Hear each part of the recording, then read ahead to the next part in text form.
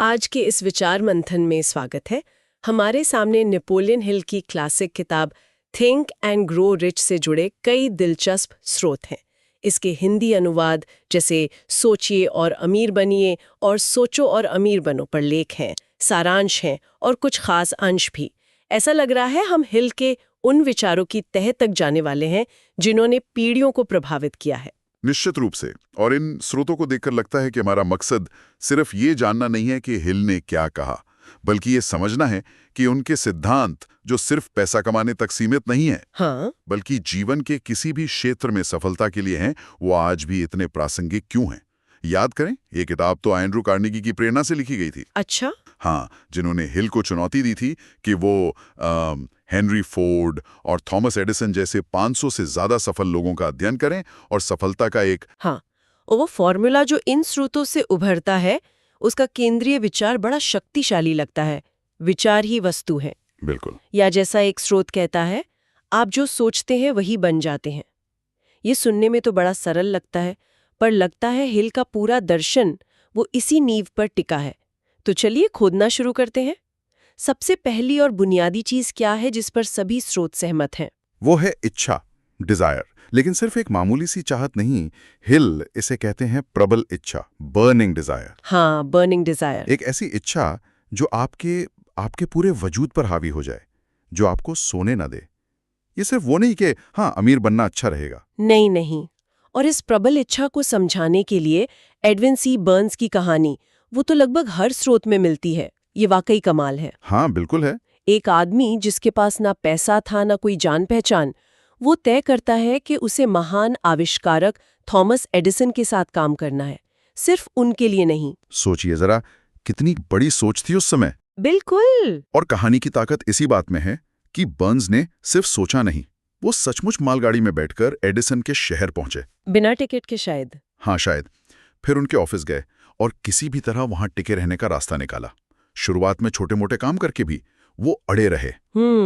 और फिर अंततः जब एडिसन ने अपनी नई डिक्टेटिंग मशीन बनाई, एडीफोन, जिसे कोई बेचना नहीं चाह रहा था। अच्छा। क्यों? शायद लोगों को मुश्किल लग रहा था या विश्वास नहीं था। तो बर्न्स ने वो मौका देखा और उसे बेचने में इतनी सफलता हासिल की कि एडिसन ने उन्हें पूरे देश का वितरक बना दिया। अरे वाह। और इसी साझेदारी से वो मशहूर नारा निकला, एडिसन ने बनाया और बर्न्स ने लगाया। कमाल की बात यह है कि बर्न्स ने इससे न सिर्फ लाखों कमाए, हाँ उस जमाने में लाखों, बल्कि ये साबित कर दिया कि एक प्रबल धधकती इच्छा वो सच में हकीकत बन सकती है, भले ही शुरुआत शून्य से हो। लेकिन सिर्फ इच्छा करना काफी है? हिल इसे व्यवहारिक कैसे बनाते हैं? यहीं पर हिल बहुत स्पेसिफिक हो जाते हैं। स्रोत बताते हैं कि उन्होंने इच्छा को हकीकत में बदलने के लिए 6 ठोस कदम बताए हैं। ये सिर्फ इच्छा करना नहीं है, बल्कि उसे एक निश्चित आकार देना है, समझे? अच्छा, जैसे? क्या है वो कदम?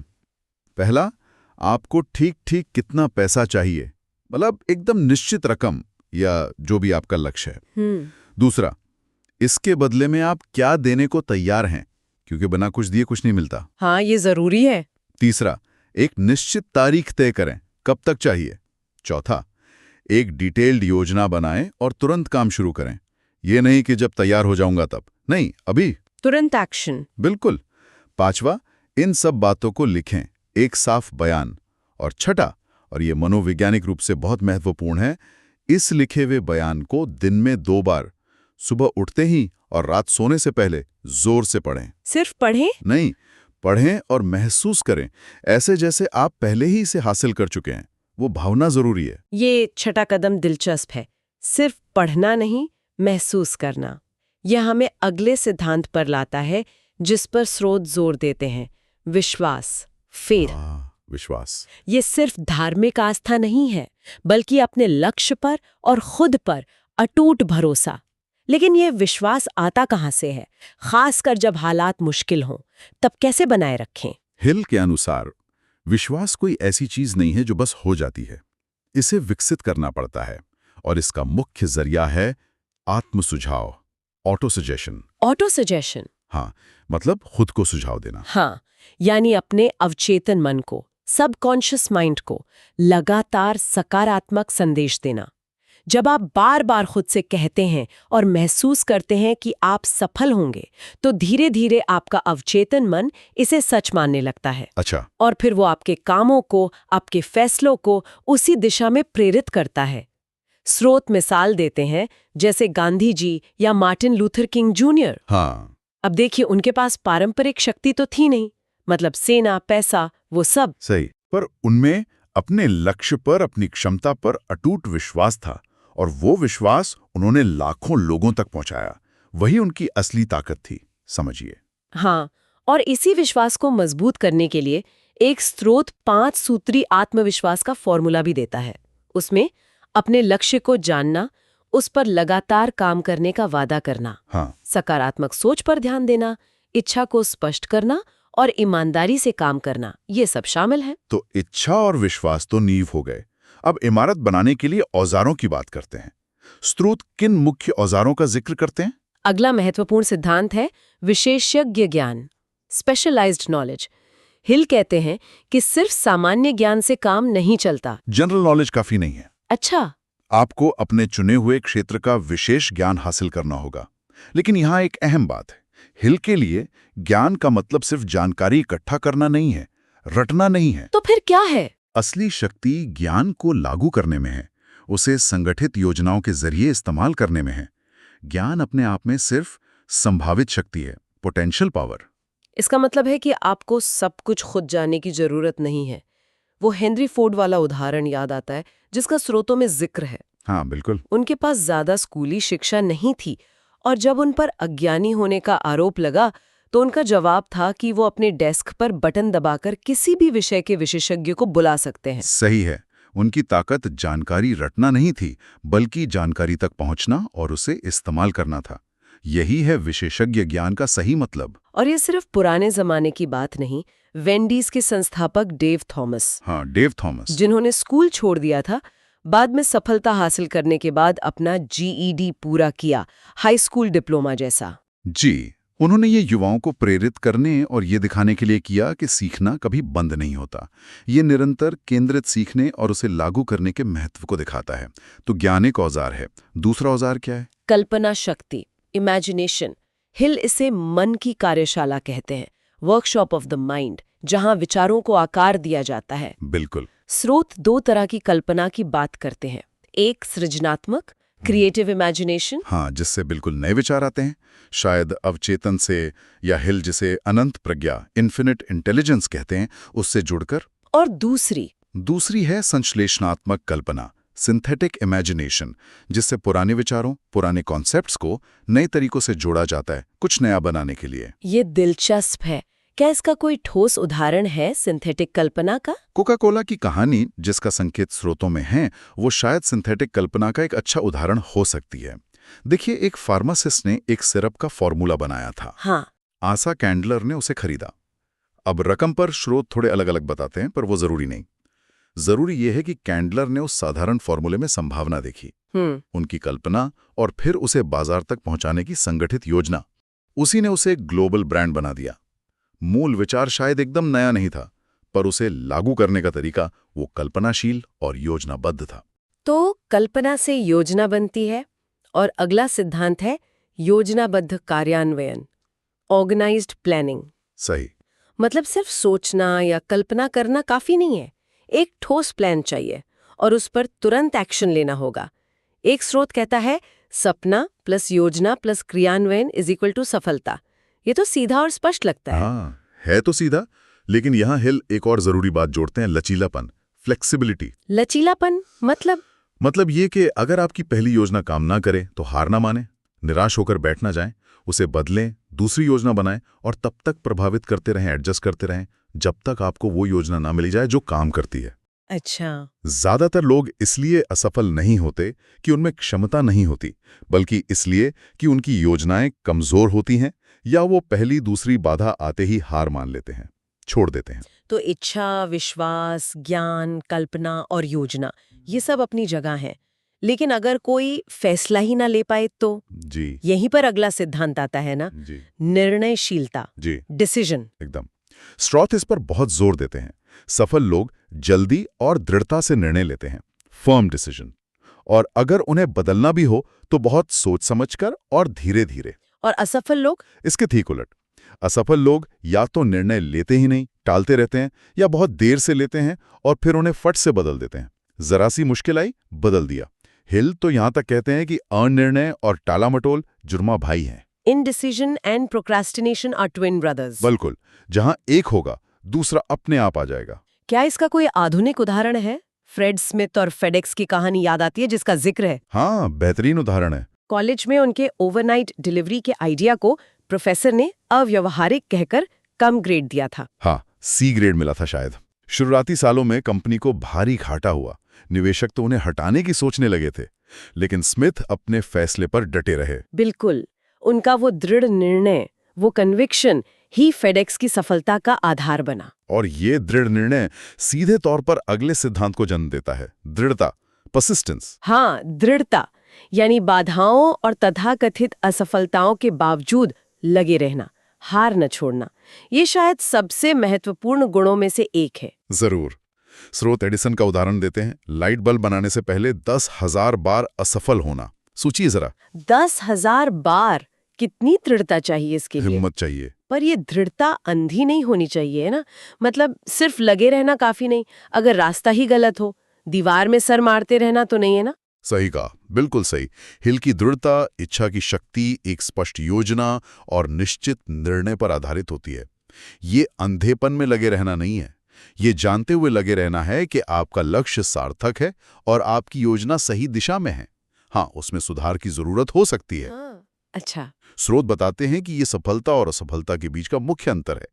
डोमिनोज पिज्जा के टॉम मोनागन का उदाहरण भी है। हाँ, उन्हें कितनी बार असफलता मिली, दिवालिया होने की नौबत आई। लेकिन वे लगे रहे। सूत्र स्पष्ट है, स्पष्ट लक्ष्य प्लस निर्णय प्लस दृढ़ता इज इक्वल टू निश्चित सफलता। ये सब व्यक्तिगत गुण है, लेकिन हिल अकेले काम करने पर ज्यादा जोर नहीं देते। यहाँ शक्तिशाली समूह का निर्माण का सिद्धांत आता है, पावर ऑफ द मास्टरमाइंड। इसका क्या मतलब है? मास्टरमाइंड, इसका मतलब है 2 या 2 से ज्यादा लोगों का समूह जो एक निश्चित लक्ष्य के लिए ज्ञान और प्रयास को सद्भाव पूर्वक मिलाते हैं, हार्मनी में। इंटेल में एंडी ग्रोव या ईडीएस में रॉस पेरोट के उदाहरण स्रोतों में दिए गए हैं। हाँ, जहाँ विशेषज्ञों की टीमों ने मिलकर अद्भुत परिणाम हासिल किए। पेरोट की छोटी टीम ने मास्टरमाइंड की भावना से आईबीएम जैसी विशाल कंपनी को हराया। जी, ये वाकई दिखाता है कि सही तालमेल से क्या हासिल किया जा सकता है। अब तक हमने बाहरी कार्यों और गुणों की बात की, लेकिन हिल मन की आंतरिक दुनिया पर भी बहुत ध्यान देते हैं। हाँ, यहीं पर उनका काम और गहरा हो जाता है। वो अवचेतन मन, सबकॉन्शियस माइंड की बात करते हैं।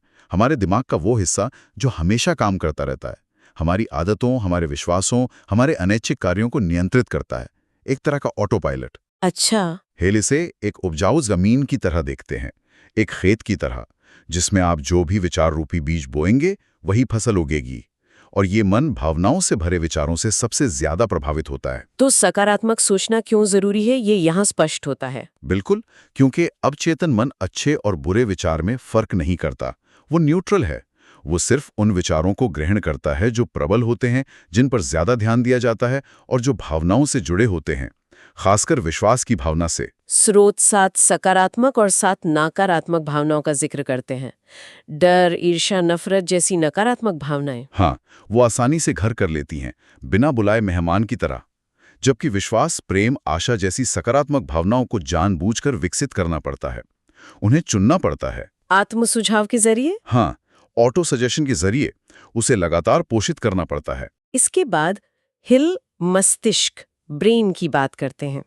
उसे एक प्रसारण और ग्रहण स्टेशन कहते हैं, ब्रॉडकास्टिंग एंड रिसीविंग स्टेशन। ये क्या है?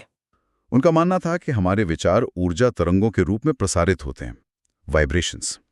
सकारात्मक शक्तिशाली विचार वैसी ही ऊर्जा वाली चीजों, लोगों और अवसरों का आकर्षित करते हैं। और नकारात्मक विचार? नकारात्मक विचार उन्हें दूर धकेलते हैं।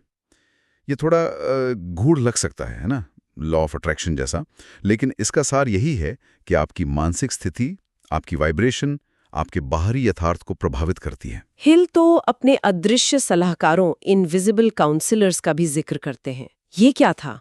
हाँ, ये बड़ा दिलचस्प है। वो कहते थे कि वो रात को सोने से पहले अपने मन में महान ऐतिहासिक हस्तियों जैसे लिंकन, नेपोलियन, एडिसन की एक काल्पनिक मीटिंग बुलाते थे और उनसे सलाह लेते थे। ये शायद उनकी क्रिएटिव इमेजिनेशन को जगाने का तरीका था। अंतरण, सेक्स ट्रांसम्यूटेशन, ये क्या है और सफलता से इसका क्या लेना देना है? देखिए, हिल मानते थे कि यौन ऊर्जा मनुष्य की सबसे शक्तिशाली ऊर्जाओं में से एक है। एक बहुत प्रबल इच्छा शक्ति है इसमें। हाँ। जब इस तीव्र इच्छा और ऊर्जा को सिर्फ शारीरिक अभिव्यक्ति से हटाकर किसी रचनात्मक या व्यावसायिक लक्ष्य की ओर मोड़ा जाता है, उसे ट्रांसम्यूट किया जाता है, तो ये जबरदस्त रचनात्मकता, उत्साह और दृढ़ता पैदा कर सकती है। अच्छा। उनके अनुसार कई महान सफल लोग इस ऊर्जा को रूपांतरित करना जानते थे।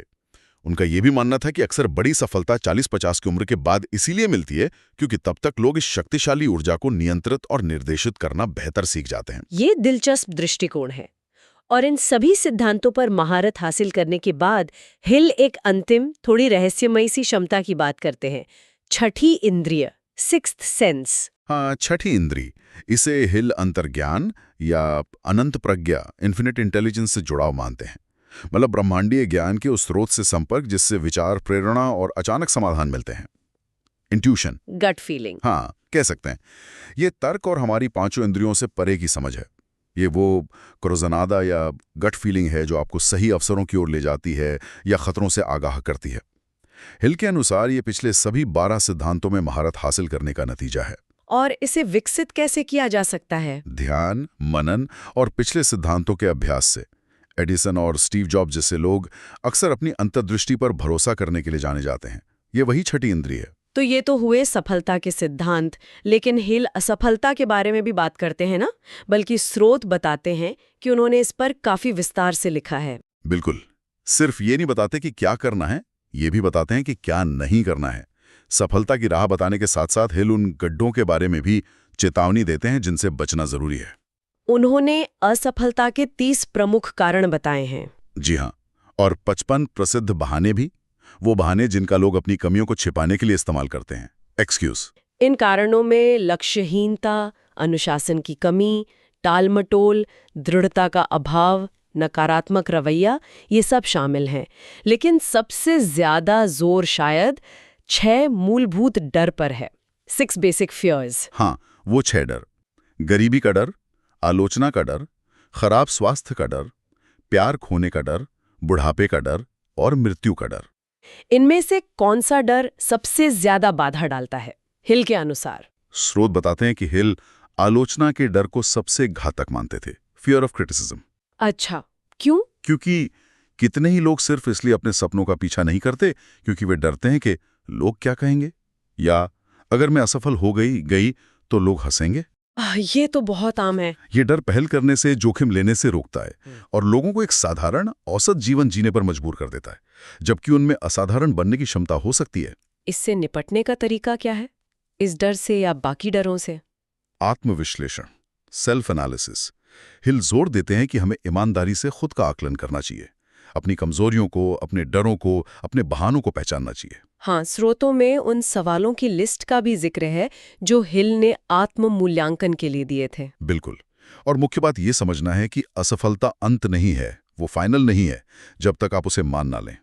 असफलता अक्सर सिर्फ एक संकेत होती है, एक फीडबैक। क्या आपकी योजना में बदलाव की जरूरत है? हाँ, कि शायद योजना बदलनी है या तरीका बदलना है, लक्ष्य छोड़ने की जरूरत नहीं है। आर्यू डार्बी की सोने से 3 फीट दूर वाली कहानी याद आती है जो स्रोतों में है, 3 feet from gold। हाँ, क्लासिक कहानी है वो और उनके चाचा सोने की खान खोद रहे थे। थोड़ी सफलता मिली, फिर सोना मिलना बंद हो गया।